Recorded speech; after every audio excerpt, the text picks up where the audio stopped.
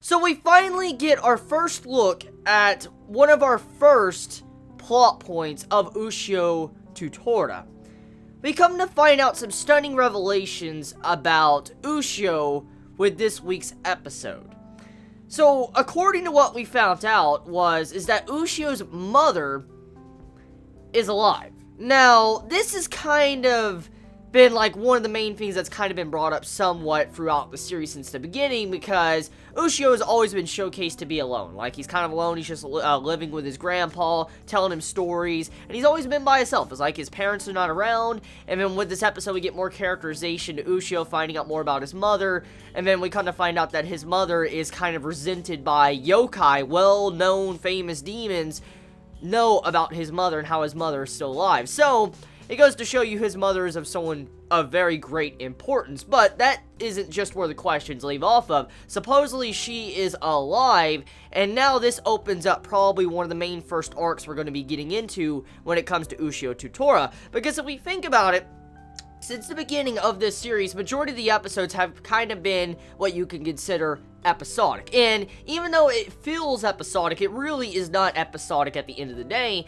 because there is progression, obvious progression taking place in these episodes, especially with this week's episode of Ushio to Tora. Even though fundamentally it seems like it's the exact same format from what we have gotten used to from previous episodes, this episode is quite different from the others, especially with the revelations of finding out more about, the mother of Ushio, to setting up for future events that most likely will happen maybe 10 to 15 episodes from now, and that's kind of what this episode is really trying to do, especially with, The Exorcist a couple episodes back. You remember when he was introduced, that was also a very crucial setup for the future of the series. So, obviously, these two things most likely might intertwine later on down the road, but for now, looking past that, this episode, the premise of it, like I said, it's very similar compared to the previous episodes. You have it to where a new monster demon gets introduced. It's, hurting Ushio's friends. Tora intervenes. He helps out Ushio. And then you see to where their connection grows closer. For instance, their bonds are getting better and better by the episode.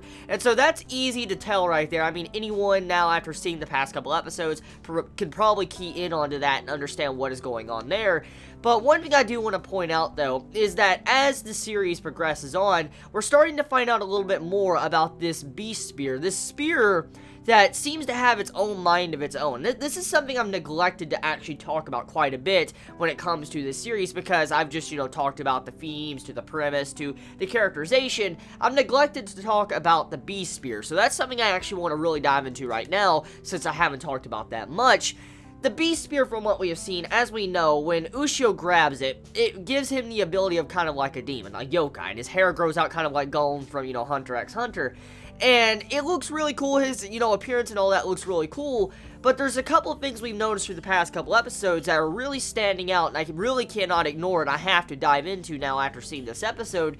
The beast spear has its own mind. It interacts and does things without the will of Ushio. For instance, it will go out of its way to attack demons, and it will not listen to Ushio. For instance, Ushio doesn't say, go attack that demon. It doesn't tell the beast spear to do that, but the beast spear goes out of its way to do something like that. So it has its own will. Some form of will is inside of it. So if I had to assume, like if I was assuming, I want to say that there's some form of soul inside of that. Like maybe the previous master of the beast spear, the dude that sealed Tora in the past, if I was doing my assumptions about that in theories, I want to assume that that dude's soul is probably in the beast spear, and that's probably what's controlling it.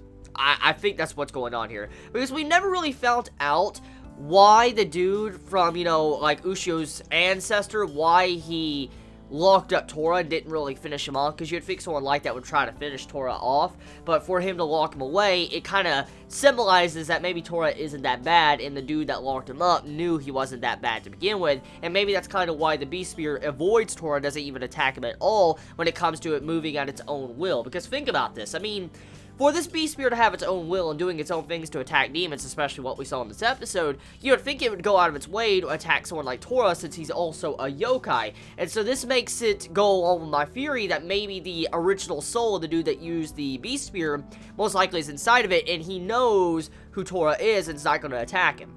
That is a good possibility. Now, besides that, the episode it progresses, you know, some of the romance going on between Ushio and the main female character, which is a given, because that's kind of how these old shonen usually do, is slowly builds up that romance. You also have it to where, you know, the battle, at the end of the day, everything is said and done, everything's fine, and the main conflict was finished with this episode, so all that was said and done with this episode. The only thing that this episode really, you want to pull from it and get from it and carry over to the next week's episode and further past that, is that the Beast Spear continues to show that it has a will of its own. When Tora, you know, stands up and fights for Ushio, it shows you that their bonds are growing closer. Also, when Ushio rips off a part of the Beast Spear, like the red robe part of the Beast Spear, it grows imaginable power. Like, the power is insane, and it can destroy anything, even a large beast of what we saw in this episode. So, Beast Spear has a couple of hidden secrets and potential that we don't even know about. Now, moving past that, you also have it to where, at the end, we found out about the mother, and, you know, there's some form of hints that maybe that's going to be a future plot point. So that is pretty much everything when it comes to this episode of Ushio to Tora. Let me know your thoughts in the comments below. You have a wonderful day or night wherever you live. Please be safe. Chibi out.